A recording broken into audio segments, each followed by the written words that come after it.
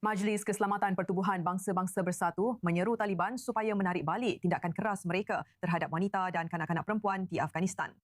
Dalam satu resolusi sebulat suara, majlis itu telah melanjutkan misi PBB di negara tersebut untuk setahun lagi sambil menuntut agar wanita dibenarkan menyertai semula kehidupan awam, mendapat pendidikan dan bekerja. Undian ini dibuat selepas sekurang-kurangnya 30 wanita telah ditahan di Afghanistan Barat bulan ini kerana didakwa melanggar kod pakaian Taliban.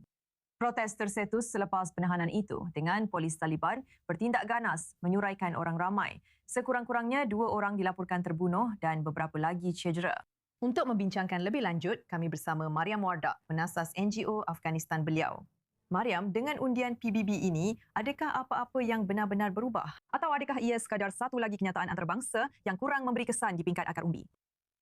Saya maksudkan sejujurnya tidak serta-merta. Ia penting dari segi simbolik kerana Majlis Keselamatan sebulat suara melanjutkan mandat UN UNAM dan sekali lagi menggesa Taliban untuk menarik balik sekatan ke atas wanita. Tetapi wanita Afghanistan telah mendengar banyak kenyataan sepanjang tahun-tahun ini. Apa yang penting sekarang ialah sama ada ini akan menjadi pengaruh, syarat pembiayaan, mekanisme perlindungan dan akibat. Bukan sekadar satu lagi dokumen. Jadi, apa yang wanita Afghanistan beritahu anda tentang kehidupan harian mereka sekarang di bawah penindasan ini? Adakah ada apa-apa yang benar-benar menjadi lebih teruk? Saya rasa di kawasan bandar mereka benar-benar letih. Mereka takut. Mereka rasa seperti dipadamkan. Wanita-wanita memberitahu kami setiap hari, kepada Anda, saya, dan seluruh dunia, bahwa hidup mereka semakin sempit, apa yang mereka pakai, kemana mereka boleh pergi, sama ada mereka boleh bekerja, belajar, atau bahkan bergerak dengan bebas. Dan terutamanya apa yang baru kita lihat penangkapan wanita-wanita di Herat baru-baru ini, karena penguatkuasaan hijab telah menimbulkan lebih banyak ketakutan di kawasan bandar. Saya memang ingin menekankan bahawa kawasan luar bandar, mereka tidak mengalami banyak perubahan, terutamanya di kawasan yang tiada akses kepada elektrik.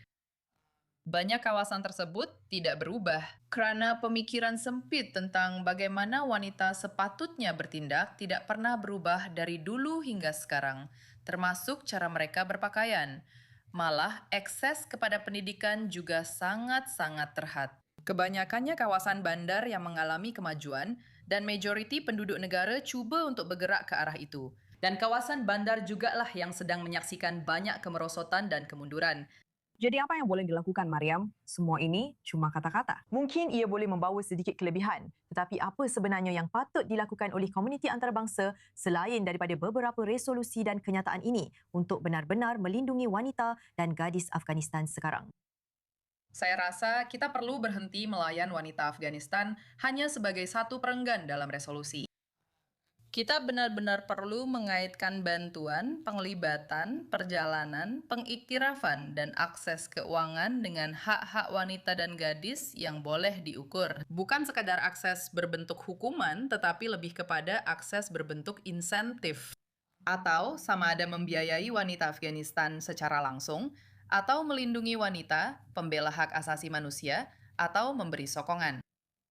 Saya tidak pasti, pendidikan berasaskan komuniti. Dan yang paling penting, cuba untuk terus berhubung dengan Taliban supaya mereka benar-benar faham bahwa wanita tidak boleh dipadamkan. Maksud saya, masih ada ruang. Ia sempit, ia sangat berbahaya, dan sentiasa dirundingkan. Dan maksud saya, dirundingkan oleh wanita Afghanistan yang bekerja secara senyap melalui rangkaian tidak formal dan perkhidmatan kesehatan serta bidang lain.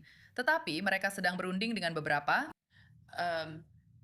Awak tahu, saya mengambil risiko hanya dengan berkongsi perkara ini dengan beberapa ahli Taliban peringkat pertengahan, kerana ada sebahagian kecil yang memejamkan mata, kerana mereka memang mahu melihat sedikit kemajuan, betul, untuk wanita mereka, untuk negara mereka. Tetapi kepimpinan Taliban, kebanyakan arahan itu sebenarnya bukan datang daripada Taliban Afghanistan. Arahan-arahan itu datang dari negara jiran, dan cara untuk menggugat kestabilan sesebuah masyarakat adalah dengan menggugat dan mendiamkan wanita. Kerana kamilah yang membuat keputusan di dalam rumah. Tetapi, jika kami tidak dibenarkan untuk menangani apa-apapun dan memajukan keluarga kami, serta dibiarkan tidak berpendidikan dan tidak sedar tentang kemajuan, sudah tentu Afghanistan akan terus kekal tidak stabil dan mundur sepanjang berabad-abad, seperti yang telah berlaku sebelum ini. Adakah anda maksudkan bahawa terdapat beberapa tanda penguatkuasaan yang berbeza dan bercanggah dalam kalangan Taliban? 100%. Saya rasa Taliban berpecah belah.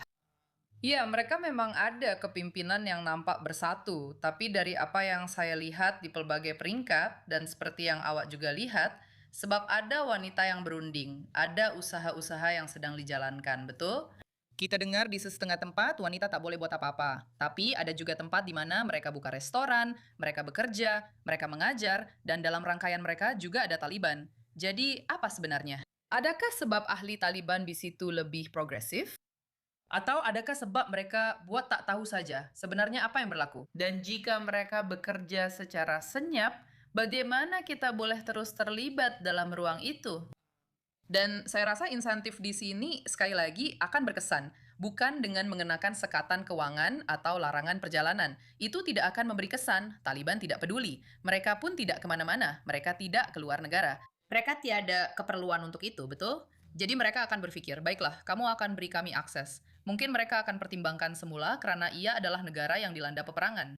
Ia adalah kawasan yang memerlukan penstabilan, dan saya pasti mereka sangat sedar tentang perkara itu. Tetapi ia bergantung kepada jenis komunikasi. Dan satu lagi perkara yang saya ingin tekankan ialah, saya rasa, jika komuniti antara bangsa mendidik diri mereka tentang cara berkomunikasi dengan mereka, contohnya, terdapat ulama wanita Islam di seluruh dunia yang sangat dihormati. Kenapa kita tidak menggunakan mereka untuk berunding dengan Taliban? Kenapa komuniti antara bangsa tidak menggunakan mereka untuk berkomunikasi dalam bahasa yang mereka fahami, yaitu agama, betul?